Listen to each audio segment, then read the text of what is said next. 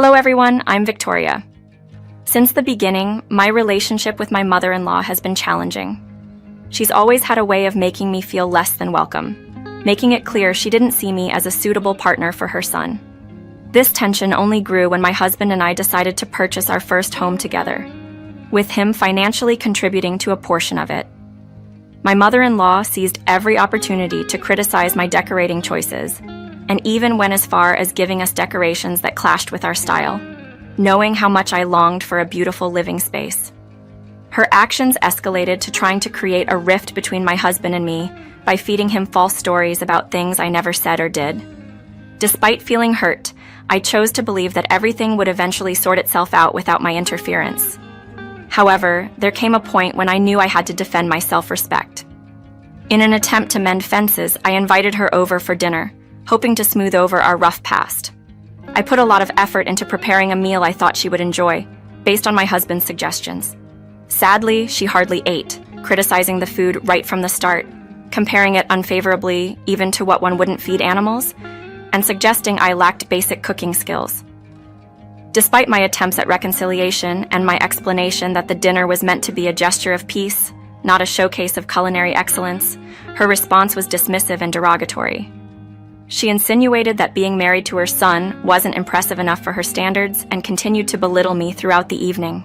The situation was further strained by her constant negative comments, making the dinner uncomfortable for everyone. My husband, unfortunately, did not support me in these moments, choosing instead to remain neutral and suggesting that it was something the ladies should resolve themselves. This lack of support left me feeling isolated and invalidated in my own home. This experience highlighted the ongoing difficulty of navigating my relationship with my mother-in-law, emphasizing the need for understanding, support, and possibly boundaries to maintain my well-being and dignity in this family dynamic. When challenges arose, Brian often suggested I overlook the issues and give his mother a pass. A vivid memory is from my aunt's birthday celebration. She transformed her basement into a creative haven where we could paint while enjoying wine and snacks, a delightful concept meant to bring joy and relaxation. However, the atmosphere shifted with the unexpected arrival of my nemesis, my mother-in-law. Happy birthday, Auntie. This setup is amazing. Combining painting with wine is genius. I greeted her warmly, genuinely excited about the evening's theme. Thank you, dear.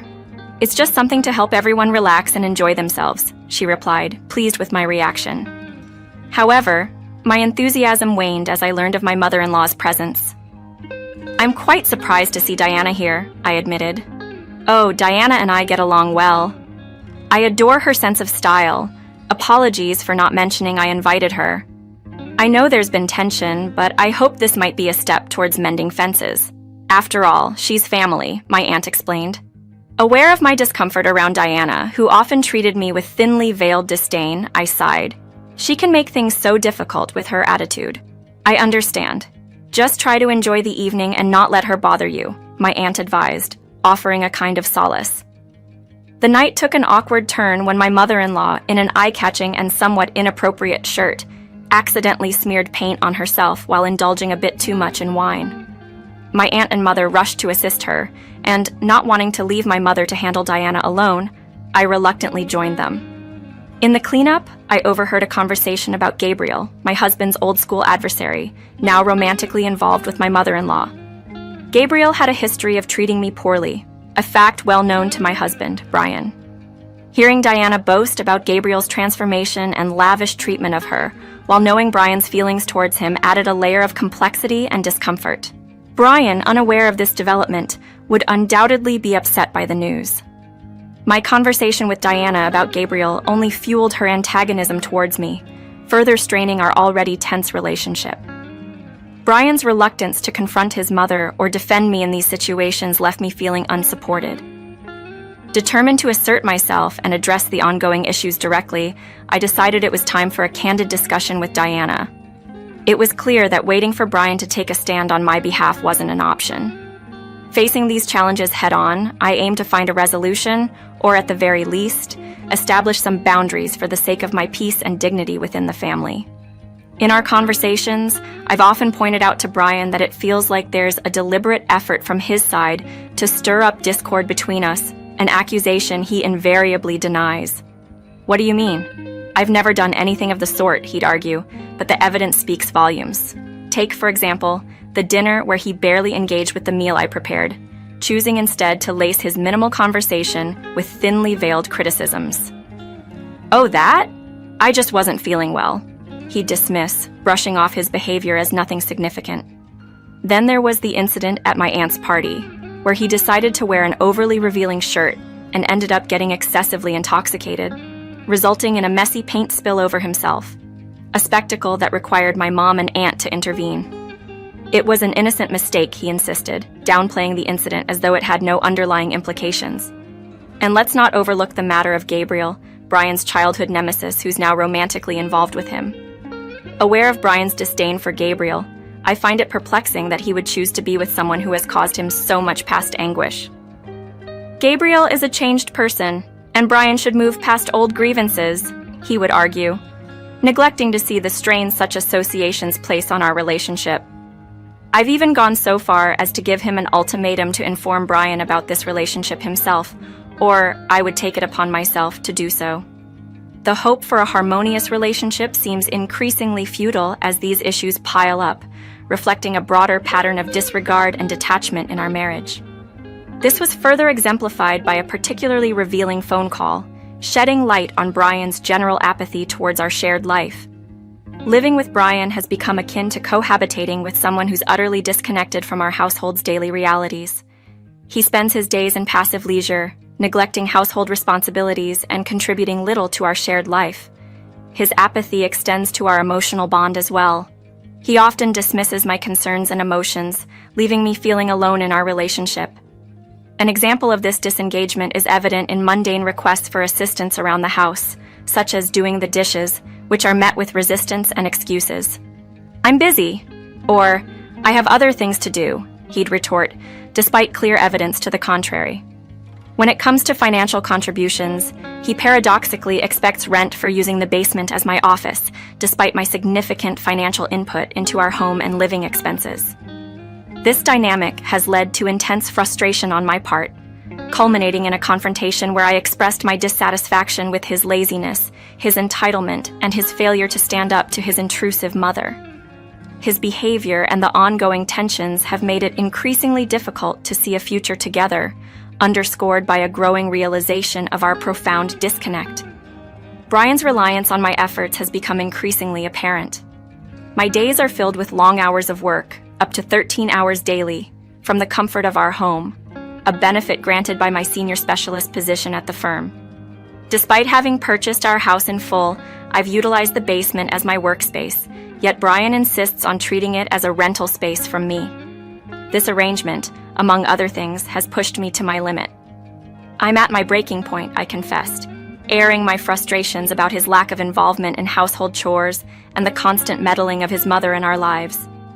"You need to make a stand, both in support of me and by contributing more to our home. Without change, I can't dismiss the idea of divorce," I stated, hoping for some sign of understanding from Brian. Yet, his response was silence, followed by retreating to complain to his mother, who, in turn, would lash out at me, exacerbating the situation. The tension escalated when my mother-in-law, emboldened by her son's grievances, confronted me with divorce papers, tossing them at me in a demeaning manner. "You're causing too much harm to my son and your marriage," she accused, dismissing any plea for reason or understanding. "Prepare these papers with your signature by tomorrow. I won't tolerate any resistance from someone as worthless as you," she declared, her words laced with contempt. She then taunted me about my impending move to their place for the summer, gloating over the control she believed she held.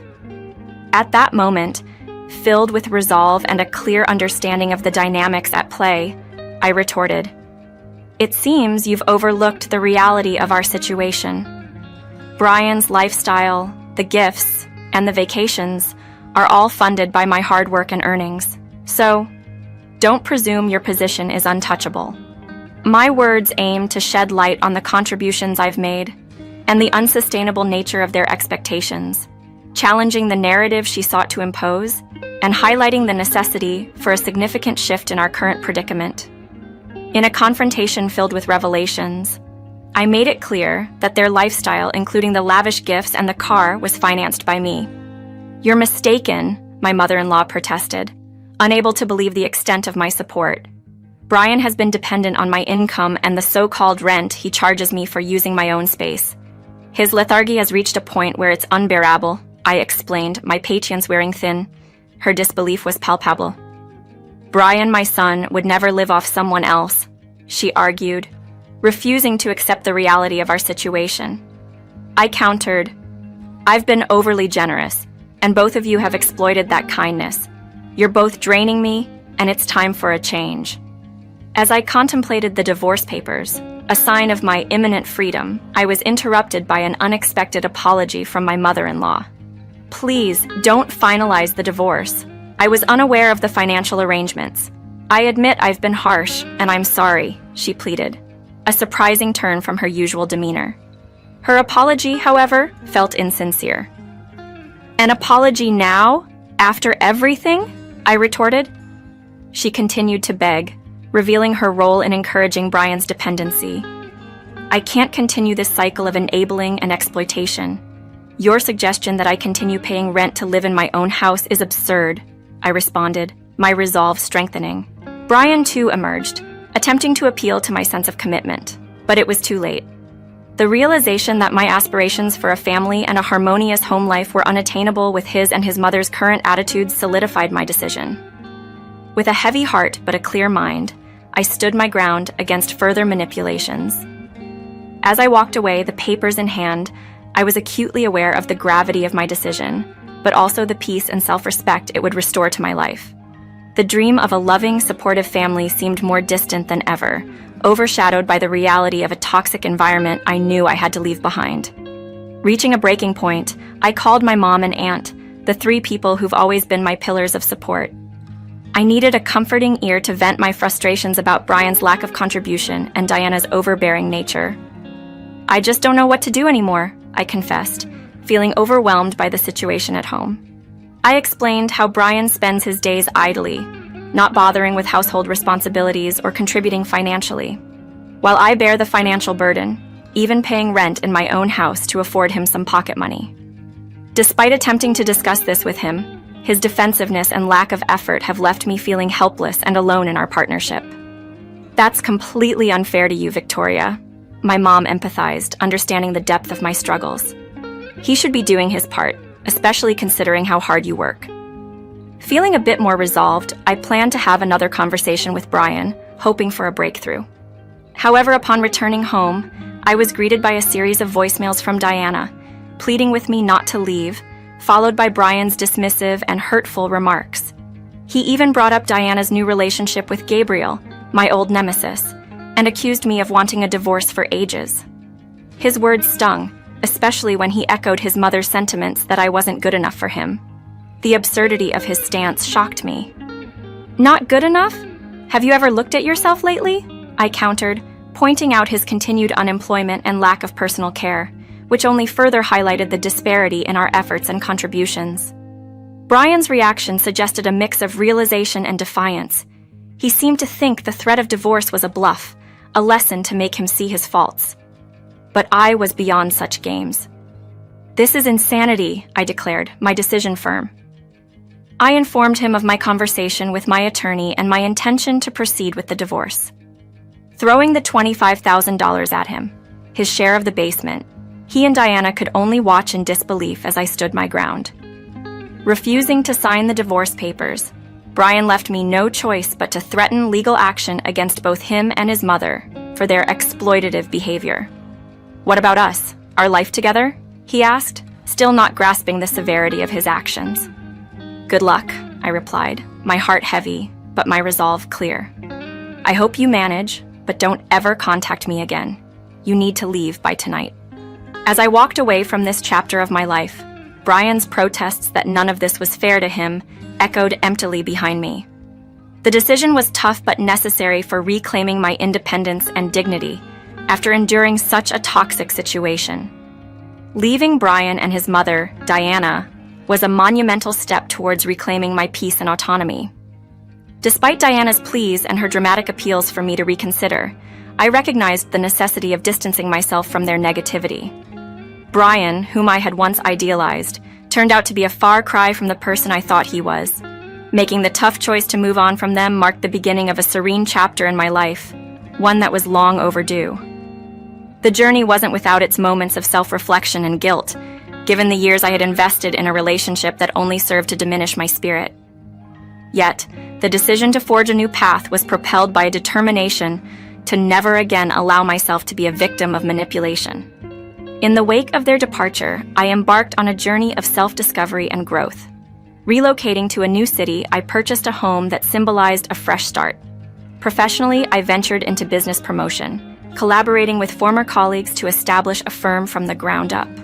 This venture, though fraught with challenges, was rewarding and signaled new beginnings and potential for further growth.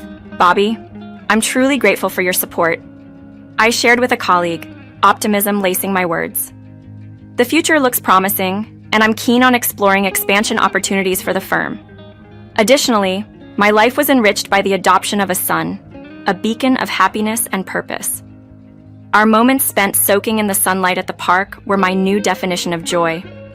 However, the shadow of my past with Brian and Diana lingered faintly. Diana's occasional calls, laden with requests for financial aid, were a stark reminder of the life I had left behind. You and Brian are responsible for your own lives, I asserted, unwavering in my decision to sever financial ties. Their hardships, while unfortunate, were consequences of their actions and choices, not mine. Diana's attempts to elicit sympathy by sharing their dire straits, including Gabriel's abandonment, failed to sway my resolve. I've moved past our history, and while I wish you no ill, I cannot be your safety net, I maintained, closing a chapter filled with manipulation and unfulfilled promises. My focus was now firmly on the future, on my son, and on the life we were building together, far removed from the turmoil of the past. I decided to give Diana a chance to speak, not wanting to set a poor example for my son by reacting with anger. She shared a recent conversation with Gabriel, which only confirmed my decision to no longer allow her manipulations to affect me. Gabriel, you've been distant. What's wrong? Diana inquired, hoping for reassurance. Diana, I can't keep acting as your ATM. I thought there was more to us, but I can't ignore the truth any longer, Gabriel admitted, revealing his true intentions. You mean, our happiness was a lie? Diana was taken aback, searching for any signs of the love she believed they shared. Frankly, yes. I was in it for the money, hoping to gain access to Victoria's inheritance. It's clear now that marrying you won't bring me any closer to that. You and Brian are just dead ends, Gabriel coldly confessed, shattering any illusions Diana held.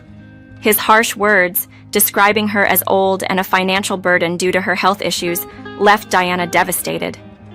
Despite her plea for empathy, Gabriel made his stance clear, prioritizing his financial interests over their relationship. Hearing this, I felt a mix of vindication and pity, but remained firm in my decision to cut ties completely.